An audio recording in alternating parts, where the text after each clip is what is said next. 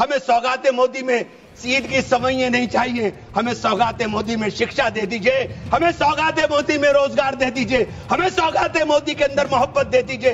ये जो गोलियां छातियों पर लगती है ये मारना बंद करा दीजिए। हमें सौगाते मोदी में ये कानून देने का काम कर दीजिए। 78% लैंड को सरकारी बता दिया गया है और सरकारी लैंड कौन सी है? उसमें इमाम बाड़ा है, उसमें प्राचीन मस्जिदें हैं, उसमें 500-500 साल के पुराने कब्रिस्तान हैं, उसमें ईदगाहें हैं, गांव-गांव के अंदर बनी हुई मसाजिद हैं। और आप कह रहे हैं कि आपने वक्फ बाय यूजर खत्म करा दिया। ये इतना बड़ा हथियार दे दिया कि आप जाइए लड़ते रहिए। इमरान मसूद जी। धन्यवाद अध्यक्ष जी। माननीय सभापति महोदय, बाबा साहेब भीमराव अंबेडकर से लिखे हुए इस संविधान में बाबा साहेब भीमराव अंबेडकर ने हमारे संरक्षण का, देश के अंदर रहने वाले प्रत्येक नागरिक के संरक्षण का वादा किया। बाबा साहेब ने कहा राजनीतिक लोकतंत्र तब तक नहीं टिक सकता जब तक उसके आधार में सामाजिक लोकतंत्र न हो। और सामाजिक लोकतंत्र का अर्थ है एक ऐसी जीवन शैली जो स्वतंत्रता, समानता और बंधुत्व के जीवन के सिद्धांतों के रूप में मान्यता देती है। मान्यवर, वक्फ बिल ला करके जिन्होंने इस वक्फ बिल को ड्राफ्ट किया, मुझे बड़ा ताज्जुब होता है बार बार।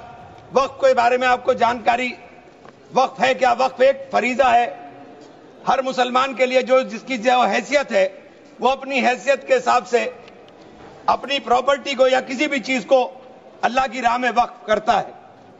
और इस वक्फ के जो ड्राफ्ट करने वाले लोग थे, जो उन्होंने बिल ड्राफ्ट किया था, उनमें मैक्सिमम लोग वो थे जिनको वक्फ के बारे में जानकारी नहीं थी।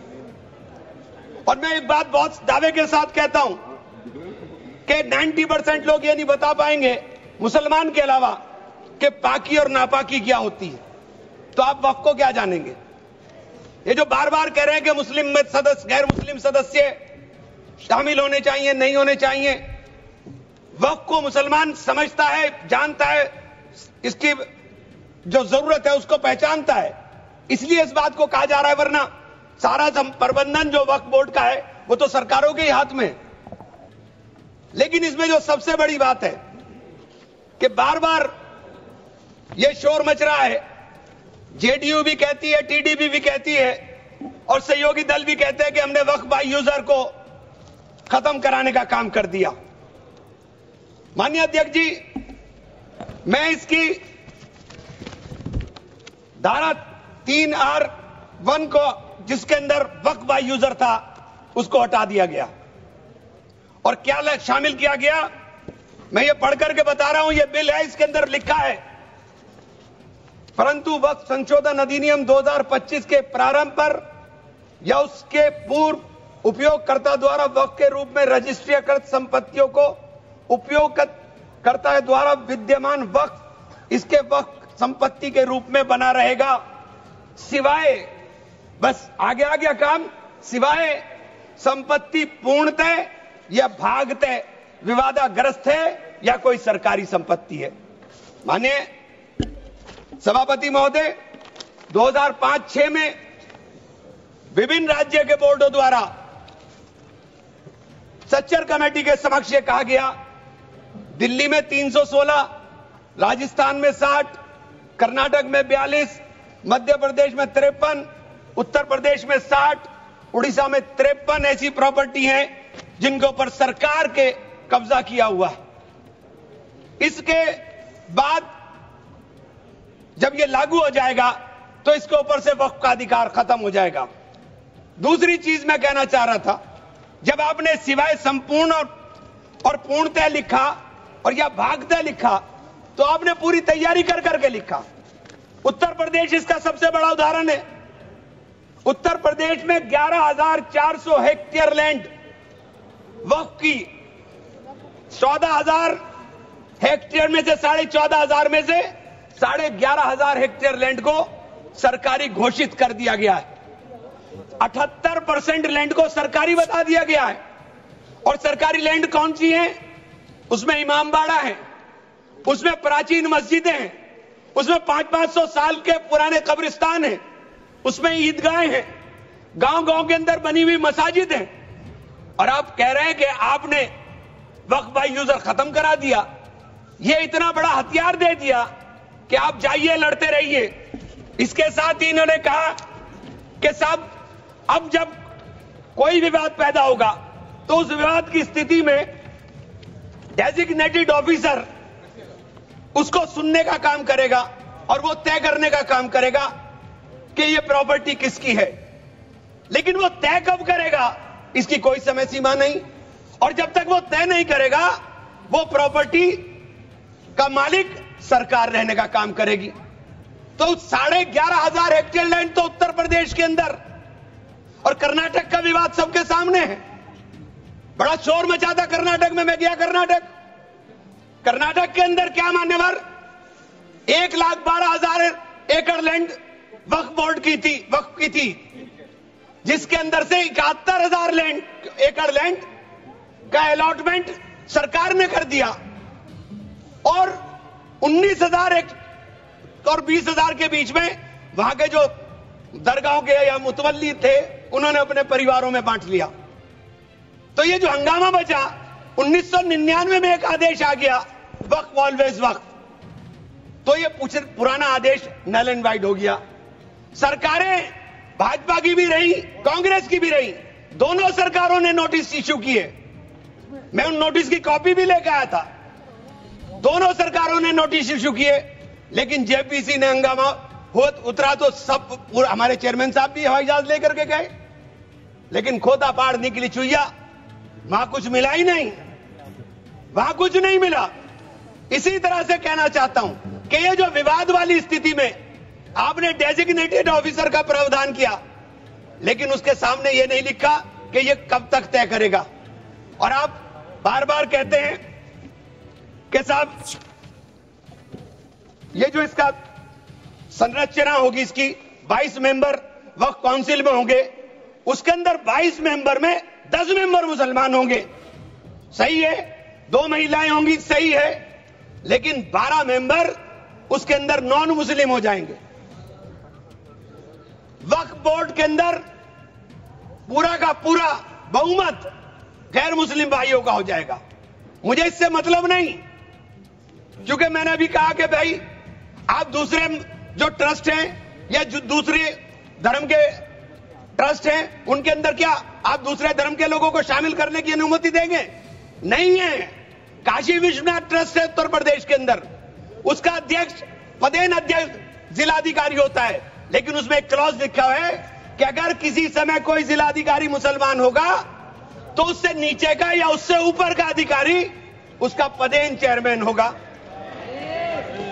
आप मुसलमान के ऊपर यह शर्त लागू करते हैं, आप मुसलमान के ऊपर यह शर्त लागू करते हैं कि इसके ऊपर लिमिटेशन एक्ट, विधेयक के खंड 40A की धारा 107 जो वक्फ संपत्तियों की समय सीमा को अधीन करता था, लिमिटेशन एक्ट लागू करता था, आपने हटा करके 108 और 41 में 108 और 108A को हटा दिया। 1995 का जो वक्फ अधिनियम है उसकी प्रायज्यता पर रोक लगा दी थी, जिसका अर्थ है कानूनी दावों के समय पाबंदी के बिना आगे बढ़ाया जा सकता है। अब आपने रास्ता खोल दिया वक्फ प्रॉपर्टीज के ऊपर मुकदमों के लिए। जो वक्फ प्रॉपर्टी पर कब्जा बैठ करे हुए लोग हैं, अब वो कब्जा धारक जाकर के एडवर्स पोजेशन का दावा कर सकता है और मालिकाना हक हासिल करने की बात कर सकता है।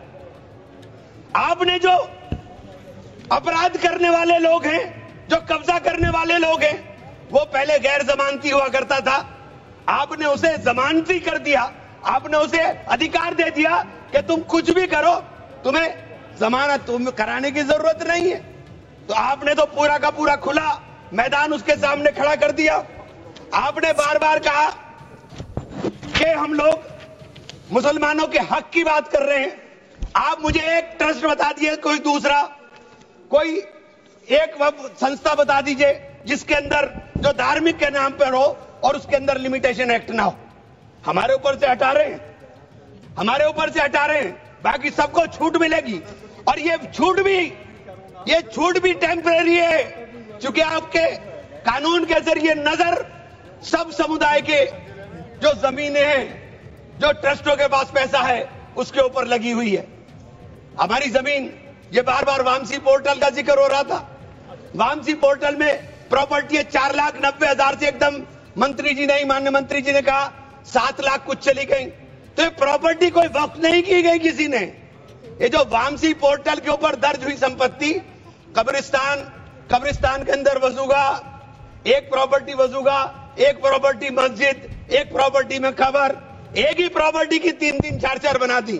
और आपने बता दिया कि वामसी पोर्टल ने, और 10 साल माने मंत्री जी, 10 साल का बहुत समय होता है। जो काम आप 10 साल में पूरी संपत्तियों का रजिस्ट्रेशन नहीं कर सके, मान्यवर प्लीज, सब प्लीज आप मान्य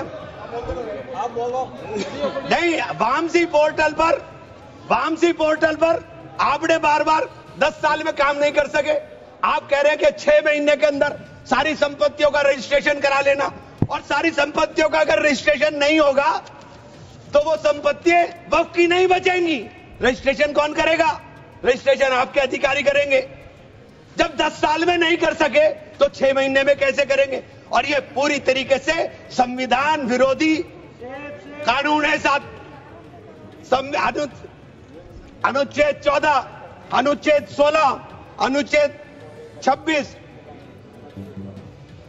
और अनुच्छेद 25 का सीधे सीधे ओवरलैपिंग करने का काम करता है। आपसे अनुरोध है कि माननीय 2 मिनट का समय और दे दें। ये बार बार कहते हैं कि प्रैक्टिसिंग मुस्लिम। आप एक बात बता दीजिए, आप प्रैक्टिसिंग मुस्लिम की बात कर रहे हैं, आप किस तरह तय करेंगे कौन प्रैक्टिसिंग मुस्लिम है? ये कौन बताएगा कि आपकी क्या परिभाषा है प्रैक्टिसिंग मुस्लिम की? सारे मुसलमान 5 वक्त नमाज नहीं पढ़ते, सारे मुसलमान रोजा भी नहीं रखते, और उसका पैमाना क्या होगा कि वो मुसलमान है कि नहीं है?